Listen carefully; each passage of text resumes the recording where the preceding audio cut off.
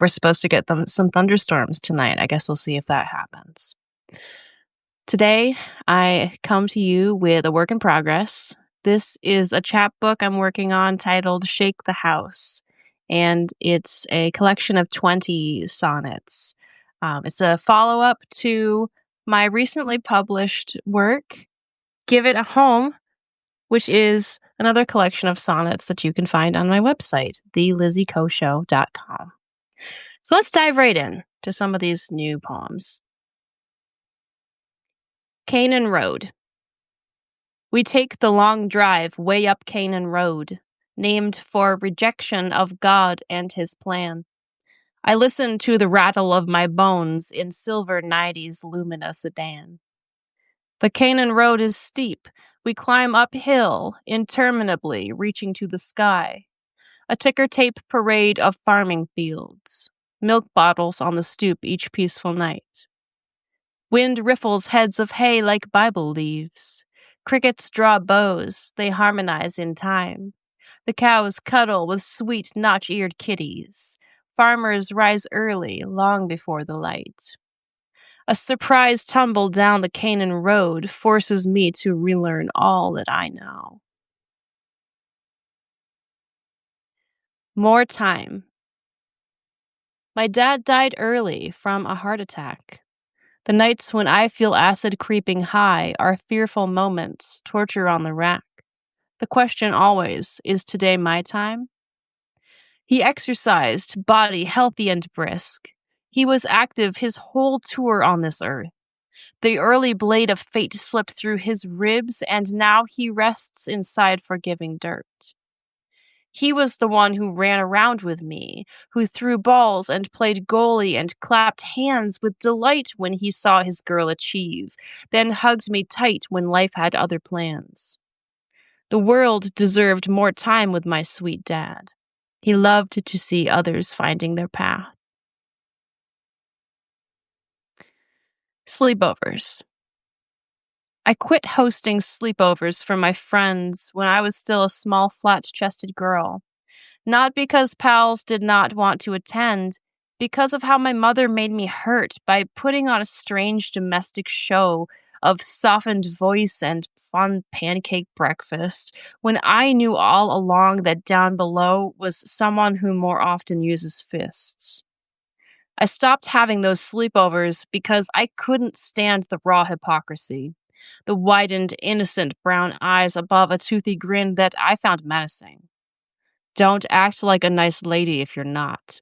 May angry parents all go fucking rot. Wine grapes. If you want to raise your young grapes for wine, give them just enough water, not too much. They'll grow up to hate you, don't be surprised. Happiness is for grapes more water-plumped. Your wine grapes will taste quite incredible. They'll bring you praise, bring honor to your name, but those grapes will think you are the devil. Their side of the story will bring you shame. If you tell wine grapes that healthy bodies are for those lesser souls with weaker will, they'll believe you because in you they see a role model, parental needs fulfilled. How you treat your wine grapes is up to you, but know that someday they will tell the truth. Mothering daughters. Some babies are born mothering daughters, caretakers reaching upward in the tree, fruit forced to work as roots from very first.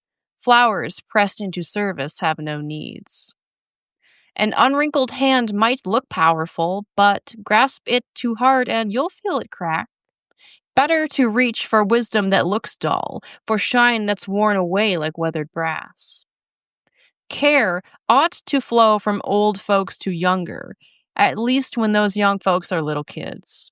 A person can give once they quench their thirst. Before then, well, it just doesn't make sense. Oh, mothering daughters, set down your loads. Take this key, loose your shackles to the code. Bite the dust. Born second in the chain, the double take, from ego, desirous of tiny toes.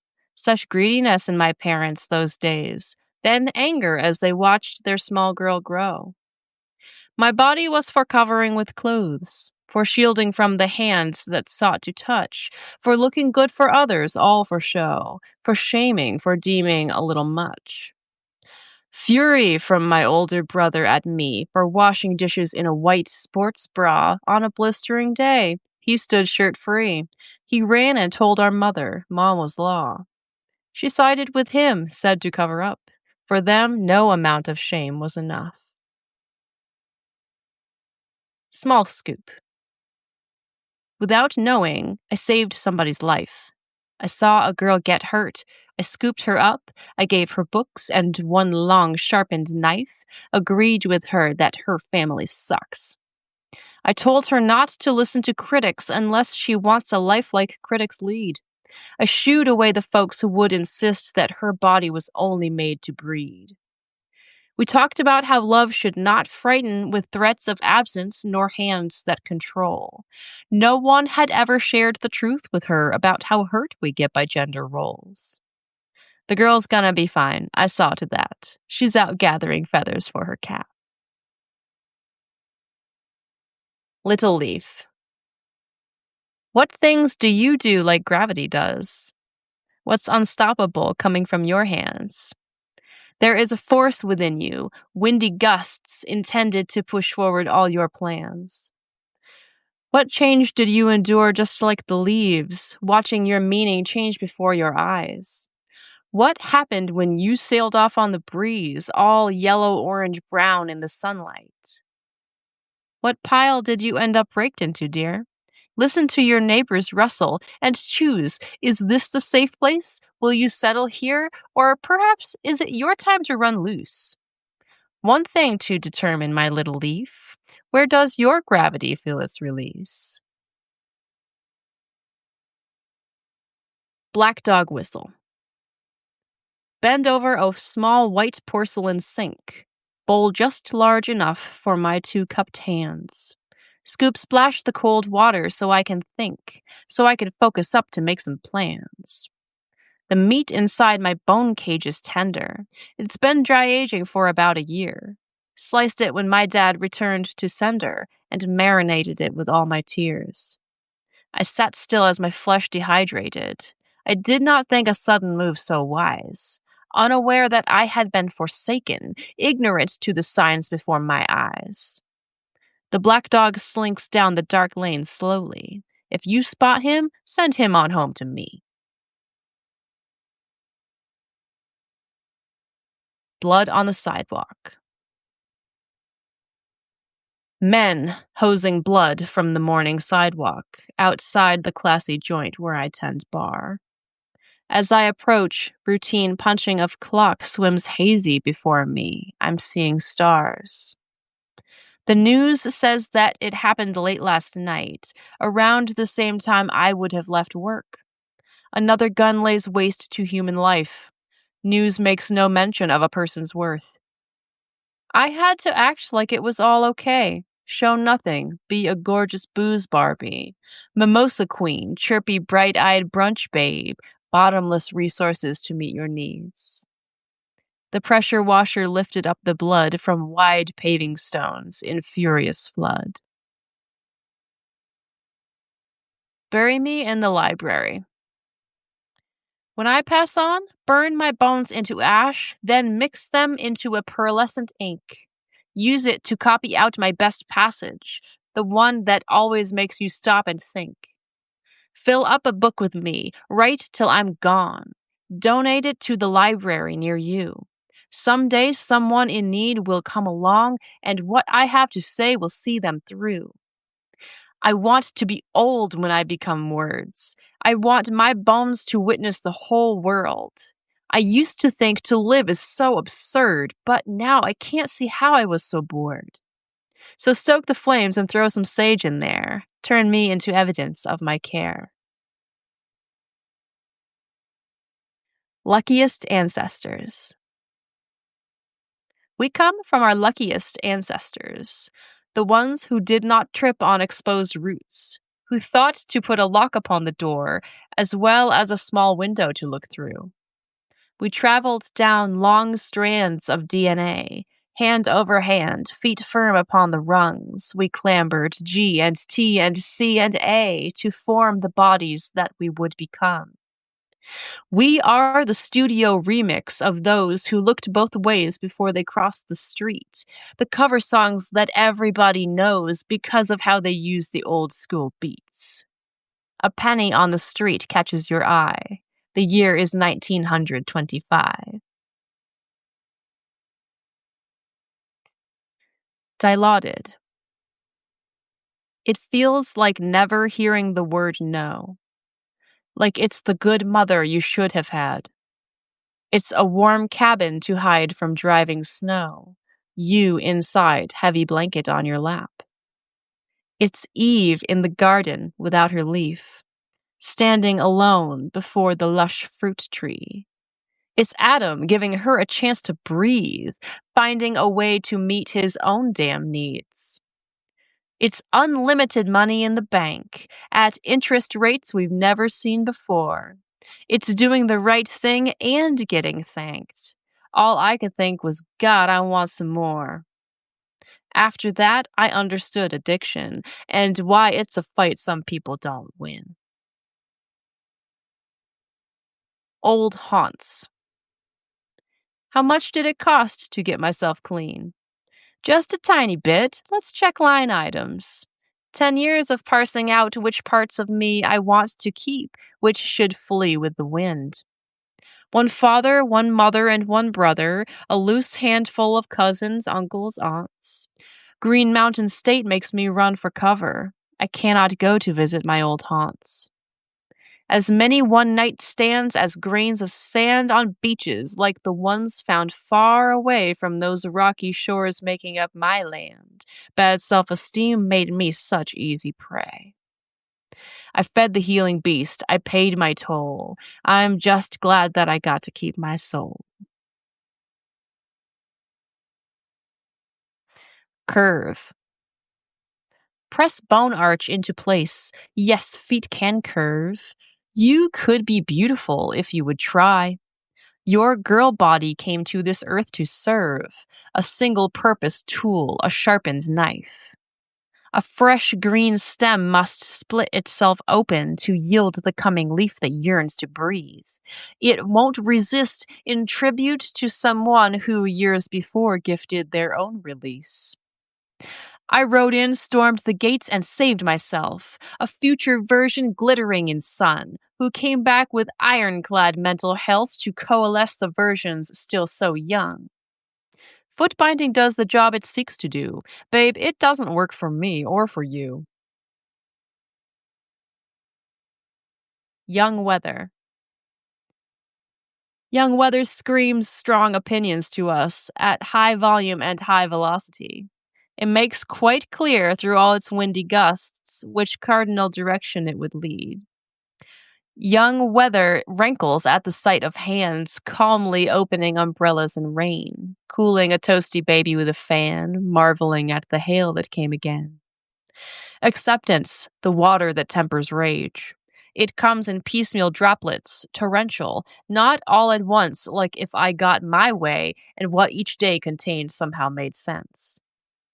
Young weather hammers fists against windows. It cannot understand how to hear no. Aster. I outran COVID for almost 5 years, but when I paused to take a water break, she found a way to come close, to draw near, to enter me, to take what's hers to take. I guess I should feel some small gratitude that I got it at this time in this way, not when we had just no clue what to do, when breathing might not come by end of day. Foolish to think I could run my whole life, never prey to human experience. Perhaps this means one day I'll be a wife, which also seems a faint, far-reaching chance. My feet flew, but the virus was faster. The final flower left is the aster.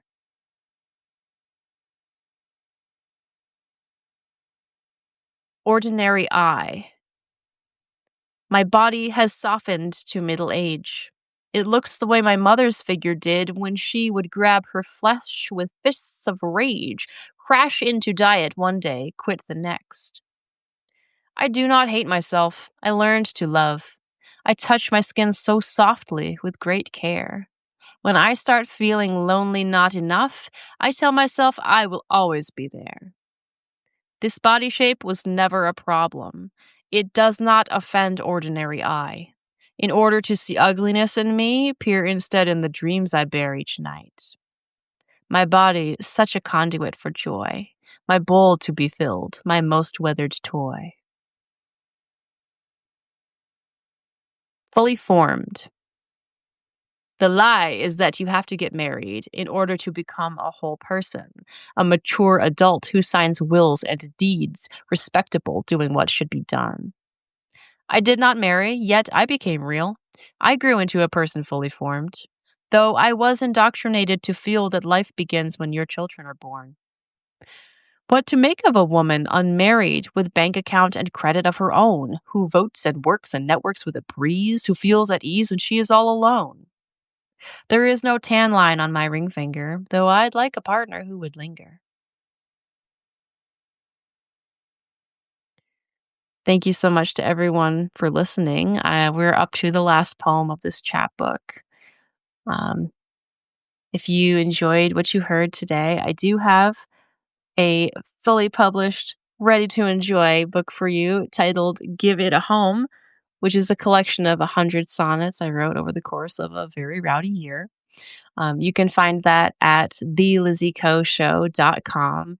There's a tab that says Give It a Home, and you can get a hand shipped, signed copy that includes a cute sticker like you see on my microphone. So lots to be had there. Let's check it out.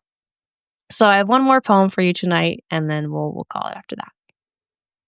Shake the house. Dissolve sometimes is the only option. Is sex so good for you it shakes the house? If not, I'd really consider leaving. Go find someone who knows what they're about. Resolve to live a life of lush pleasure. A garden widens, root to canopy. The space you need to grow is a treasure. It's good to feel your ribs move as you breathe. Revolve around the fixed point of lover. Sometimes you are the sun, then you're the moon. The marrow has chosen, there's no other. There is only together now and soon. Remember when the housemates, so confused, thought it might be ghosts rattling the roof? So thank you again to everyone who joined to listen to me share some poetry with you. It's a real treat to have you here. If you enjoy listening to the sound of my voice read my poems, have I got news for you? I am almost done recording an audiobook version of Give It a Home for those who are more audio inclined. I feel like its best use cases will be sort of falling asleep at night, soothing you during a panic attack, kind of similar chill experiences. I feel like that's what I'm really gonna come in clutch for you. So keep your eyes peeled for that. That's gonna come out sooner than you could even believe it.